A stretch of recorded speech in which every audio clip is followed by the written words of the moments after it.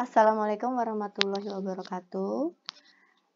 Di video kali ini kita akan membahas tentang kisi-kisi ujian akhir semester pada materi sistem persamaan linear.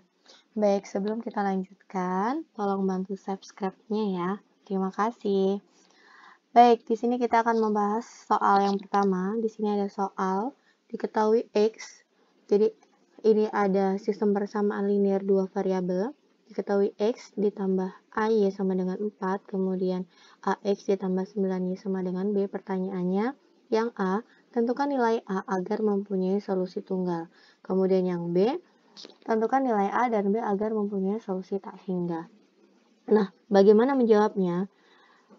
Yang harus kita pahami adalah yang poin A, kita akan mencari nilai A sehingga nantinya solusinya akan berakhir mempunyai solusi tunggal. Kemudian yang B, kita akan mencari nilai A dan B sehingga nantinya solusinya menghasilkan tak hingga.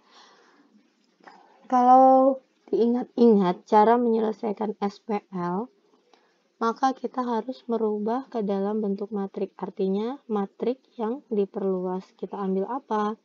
Koefisiennya. 1, A, 9 ya. Kemudian di sini konstantanya 4, B. Oke.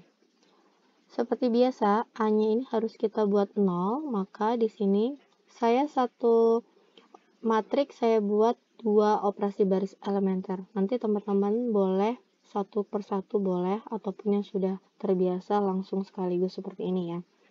Min di sini B1, min AB1 ditambah B2. Jadi sini berapa? A kemudian di sini A kali A berarti A kuadrat. Kemudian di sini 4A. Nah, yang kedua, min A kali 1, min A ditambah A, 0 ya.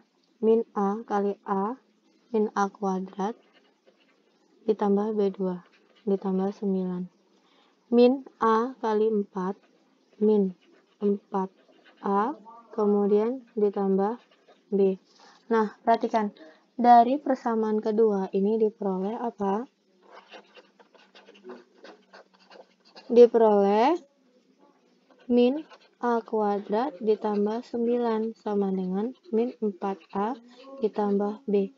Nah, karena kita akan mencari nilai A agar memiliki solusi tunggal, maka yang kita soroti adalah yang ruas kiri. Artinya, min A kuadrat sama dengan berapa? Min 9.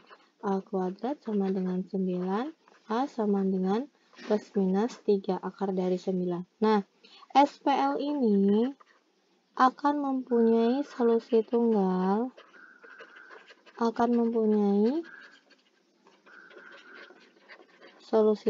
ketika apa? Ketika min A kuadrat ditambah 9 tidak sama dengan 0 dan A tidak sama dengan plus minus 3. Oke, kita buktikan ya.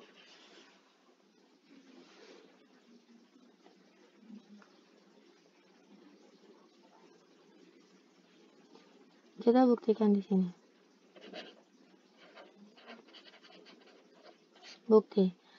Di sini terlihat A tidak sama dengan plus minus 3. Nah, berarti selain angka itu, kita ambil misalkan.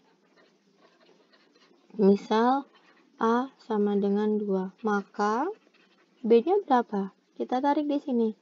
Maka min 4A ditambah B sama dengan 0 kan? Berarti min 4 kali 2 sama dengan min B. 8 sama dengan B. Oke, B-nya kita peroleh 8. Kita masukkan ke matriknya. 1, 2, di sini 4, A-nya di sini 2, 9, di sini 8. Oke.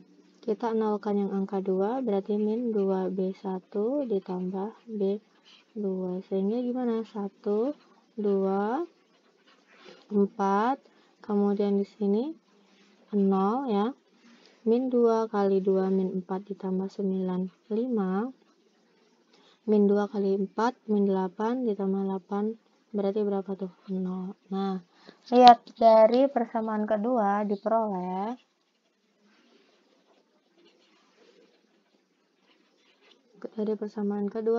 apa? Ini punya variabel X, yang ini punya variabel Y, otomatis di sini juga sama. Berarti 5Y sama dengan 0. Y sama dengan berapa? 0. Substitusikan nilai Y ke persamaan 1. Sub ke persamaan 1. X ditambah 2Y sama dengan 4. X ditambah 2 kali 0 sama dengan 4. Berarti berapa? X sama dengan 4. Sehingga solusinya XY-nya berapa? 4, 0. Nah, ini kan hasilnya solusi tunggal. Jadi terbukti ya, ketika dia A-nya tidak sama dengan positif 3 ataupun negatif 3. Nah, sekarang bagaimana nih kalau seandainya nanti A-nya sama dengan 3 ataupun A-nya sama dengan negatif 3? Solusinya akan terjadi apa nih? Apakah tak hingga atau tidak punya solusi? Nah, itu akan terjawab di poin B. Oke, ini poin A ya. Nah, sekarang kita akan membahas poin yang B.